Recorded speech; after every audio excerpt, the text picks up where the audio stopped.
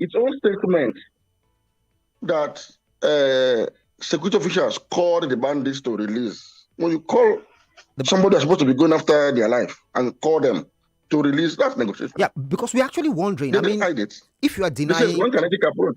Yeah, but I mean, if you are denying paying monies, what exactly? How are you bringing these people out? Yes, they called, but another thing I'd like us to explore is this. That's for government to answer. Yeah, another thing I'd like to explore is this. Now, when you look at this, still from the Vanguard, bandits unleash terror in Kogi, Kano, Sokoto, Kwara. It's happening everywhere. How should the government tackle all of this? Right, we don't have enough policemen to police the country. I was very irritated. And our soldiers don't seem to be well motivated.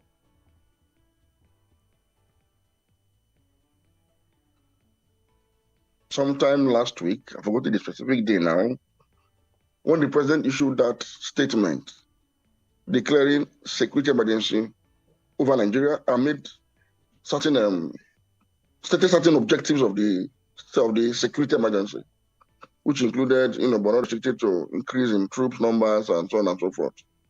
I was very happy. I was so excited.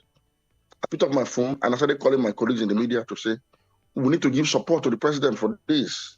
Because this is the first time in a long while that he's speaking like a commander-in-chief who is ready to go after the enemies of the state that are mostly domestic. I picked up my phone and called my colleagues.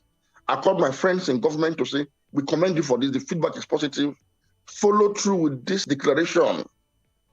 Even though I observed that many Nigerians were not impressed, many Nigerians were not enthusiastic, I think at the end of the day, those Nigerians that were not optimistic about it, that we are pessimistic about what I was optimistic about, I think they've been proved right and I've been proved wrong once again. And it's very painful for me as a Nigerian citizen that is trying to support government in everything good and guide them and call them out when necessary to make amends.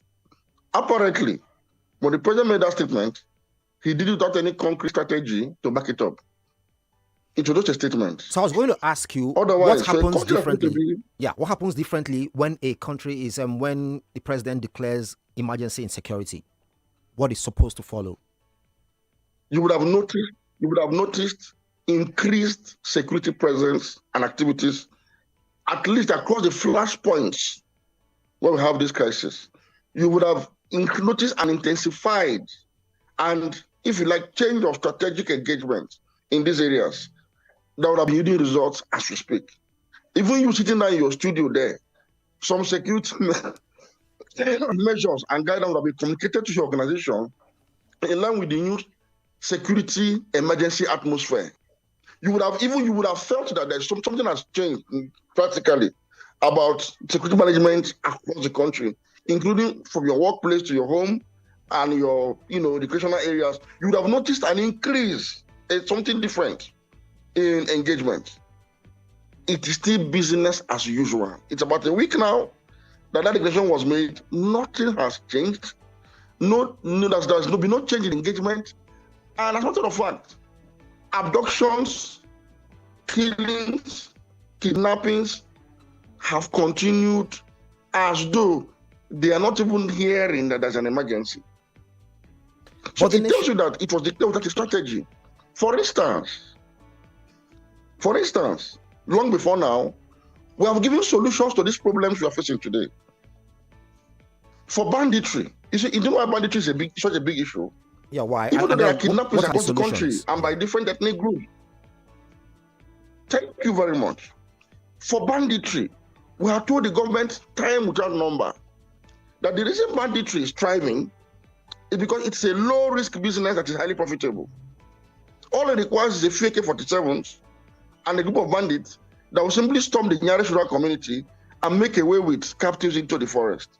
And the next thing is to start negotiating to release them. And you give them billions of naira in ransom, and then they go and restock their cache of armament and continue to expand their operations. And we said, since they're not ideologically driven, they are just criminals. They have no reason for what they are doing other than the money. The blood money has become so sumptuous. And they have become drunk with blood money. So they can't stop. This is like a fix for them. It's now an opium. Now the solution is make this enterprise highly risky and less profitable. How do you do it? get the communities affected to now become the first line of defense. How do you do it? Bring them together, those that are willing and able to volunteer to safeguard their communities. Bring them together as a community vigilante. But this time the difference is this: incorporate them into a volunteer corps or volunteer unit in the civil defense, where they will be trained armed with the right caliber of arms and ammunition, so that can be able to withstand the firepower of the bandits. Incorporate them there for proper supervision and all that. But the only difference is that their welfare and armament restocking will be taken care of by the state government. But I like so the body is not on the federal government. I'd like to interject here to now ask you. You can draw this. So if we are doing this let me for land on this the point, communities, please. okay, go ahead. It's important to land on this point for clarity. Because this is a policy proposition. Now, in doing this, you can leverage on ex-servicemen that are domiciled in these communities to form the core of the operational base and command and control of such groups. People that have already been tested and they have been discharged from the various services, they can form the operational core so that it is immune from abuse. Now, these groups will also be made up of all ethnic groups domiciled in the region to prevent from being an ethnic militia. Most importantly, they should be given the right caliber of arms and deployed back to their homes, to their farms, to their cattle ranches, to the highways, just in their community. When there is an attack, these people will respond first before conventional forces come. I've been giving this proposition for the past 3 years. Nobody has listened. Nobody. They said they wanted to create forest guards. Where are the forest guards? We can't see them. With this, once the bandits know that when they come into a community, they will face response, firepower. For the first line of defense, which is now the people, they will come less and less in numbers. Because it is now risky. They go into communities and they lose their lives too. But when they come in and go out, the way you remove hair from pap, with ease, they will keep doing it. Why should they stop? When each time they come, either the communities or the government itself or under the so-called non-kinetic whatever, will make more money available for them, and they are restocking. They are restocking their stockpile of arms and ammunition to carry out and expand more of these operations. We are giving a solution. Now for the Northeast, where we are facing the Boko Haram insurgents, we have said this army, the armed forces of a state like Nigeria, should not be fighting unconventional warfare within its own territory with a group like this for the past 15 years. Now we are likely to stay with this war for the rest of our lives. I know the danger. You are aware that a brigadier general lost his life in the battlefield the other time. Yes. That will be the second of such caliber or such cadre of officers that will lose their lives there. You can imagine the number of men that have been lost along that brigadier general. Caution the government that the time will come. Our armed forces will be so decimated in that one theater. That the Boko Haram guys will simply put up a call and say, everybody should surrender or surrender.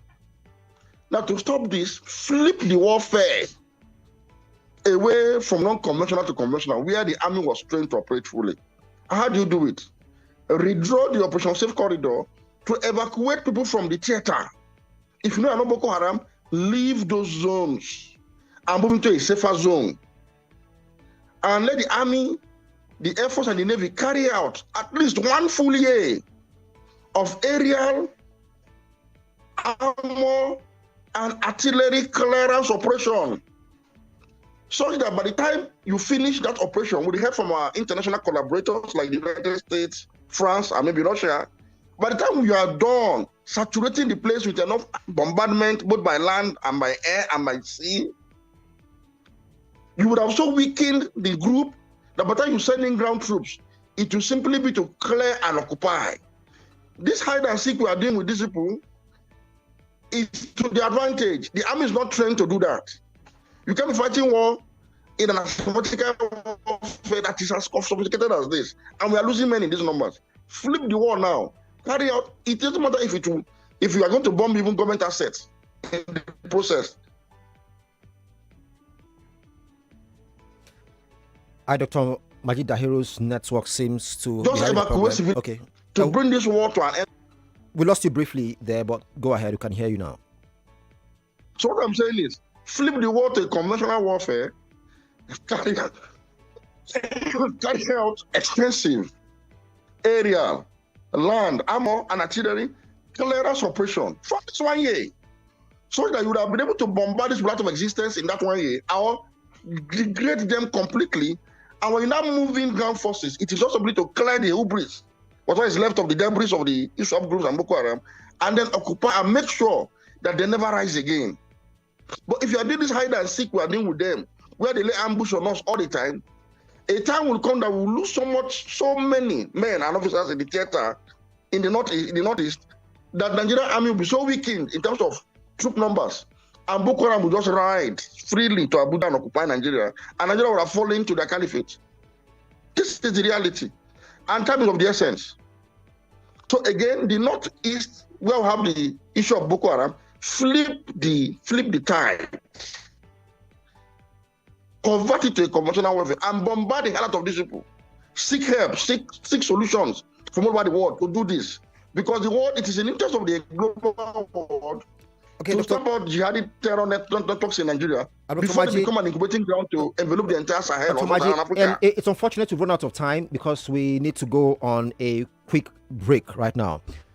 Thank you so much for your time. So much in the papers, but little time to discuss them all. I would have loved to hear your take on the ambassadorial list, but that would be for another day. Thank you so much for your time.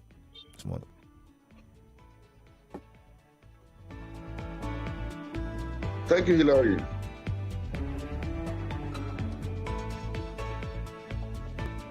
.3 Nigeria Info. We are more than just radio. Subscribe to our YouTube channel at Nigeria Info FM. Check us out on Facebook at Nigeria Info 99.3. Follow us on Twitter at Nigeria Info FM and on Instagram at Nigeria Info FM Lagos for live updates.